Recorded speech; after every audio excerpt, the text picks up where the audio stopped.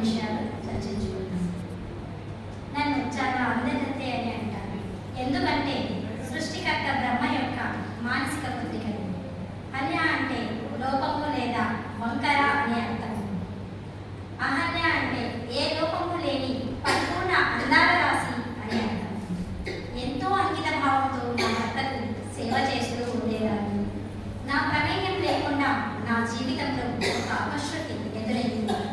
అందుకు పూర్తి బాధ్యత నాదే అయింది.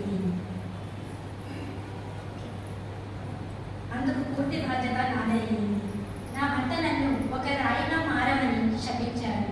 తర్వాత తెలిసింది నా భర్తకు నా తప్పేమీ లేదని. ఎంతో భూమికి అంత సహనంతో కర్మ ఫలితాన్ని అనుభవించాను.